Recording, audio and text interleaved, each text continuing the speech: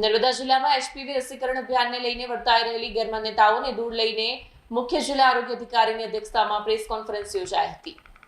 નર્મદા જિલ્લામાં એચપીવી રસીકરણ અભિયાનને લઈને વર્તાઈ રહેલી ગેરમાન્યતાઓને લઈ મુખ્ય જિલ્લા આરોગ્ય અધિકારીની અધ્યક્ષતામાં પ્રેસ કોન્ફરન્સ યોજાઈ હતી। પ્રેસ સાથેની વાતચીત દરમિયાન ડોક્ટર માડકે જણાવ્યું કે એચપીવી રસી મહિલાઓને સર્વાઇકલ કેન્સરથી સુરક્ષા આપે છે અને અત્યાર સુધી આ રસીની કોઈ ગંભીર આડઅસર નોંધાઈ નથી। તેમણે સ્પષ્ટ કર્યું કે આ રસી સંપૂર્ણપણે સલામત છે અને વર્ષોથી ખાનગી હોસ્પિટલોમાં આપવામાં આવી રહી છે। હવે પ્રથમ વખત કેન્દ્ર સરકાર અને ગુજરાત સરકાર દ્વારા રસીને રાષ્ટ્રીય રસીકરણ અભિયાનમાં સમાવેશ કરીને વિનામૂલ્યે આપવામાં આવી રહી છે। નર્મદા જિલ્લામાં આશરે 4500 જેટલી 14 થી 15 વર્ષની દીકરીઓને આ અભિયાન હેઠળ આવરી લેવામાં આવશે। તેમણે વાલીઓને અપીલ કરી છે કે ગેરમાન્યતાઓમાં વિશ્વાસ ન રાખી પોતાની દીકરીઓને રસી અપાવી તેમની તંદુરસ્તી અને સુરક્ષિત ભવિષ્ય સુનિશ્ચિત કરે છે। મહિલાઓને સર્વાઇકલ કેન્સર સામે રક્ષણ આપવા માટે એચપીવી રસીકરણ અભિયાન કેન્દ્ર સરકાર અને ગુજરાત સરકાર દ્વારા શરૂ કરવામાં આવ્યું છે। વિડીયો જર્નાલિસ્ટ વસીમ મેમન સાથે સજારી ન્યૂઝ નર્મદા।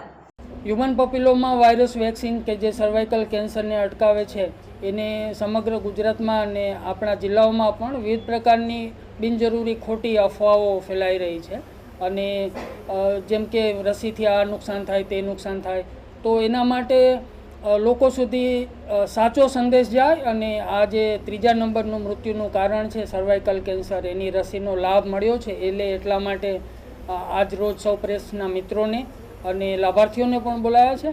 આ રસી એવી છે કે જેની કોઈ પણ પ્રકારની આડઅસર હજુ સુધી જાણવા મળેલ નથી। ઘણા લોકો એવું માને છે કે આનાથી વંધત્વ આવે કે આમ થાય તેમ થાય, તો એવી પણ કોઈ પણ પ્રકારની આડઅસર હજુ આ વેક્સિનની સાબિત થઈ નથી અને નથી પણ।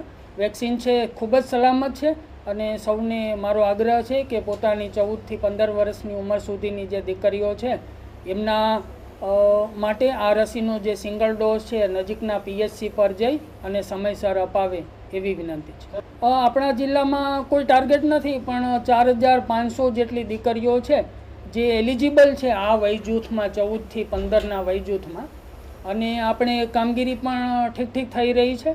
વેકેશન પડવાની તૈયારી છે, રમજાન મહિનો ચાલતો હતો અને ઉપરાંત આશ્રમ શાળાઓમાં અને પરીક્ષાઓના કારણે કામગીરી થોડી ધીમી ચાલી રહી હતી। હવે સૌ વાલીઓને વિનંતી છે કે પોતાની દીકરીને લઈ અને નજીકના પ્રાથમિક શાળામાં જાય, પ્રાથમિક આરોગ્ય કેન્દ્રમાં, અને એમને વેક્સિન બિલકુલ અપાવે। આ ઘણા વર્ષોથી પ્રાઇવેટ સેક્ટરમાં અપાઈ રહેલી રસી છે એ પ્રથમ વખત આપણા રાષ્ટ્રીય રસીકરણ સમયપત્રકમાં વિનામૂલ્યે એડ કરવામાં આવેલી છે, ઉમેરવામાં આવેલી છે। તો ફરીથી મારી વિનંતી કે સૌ એનો લાભ લે।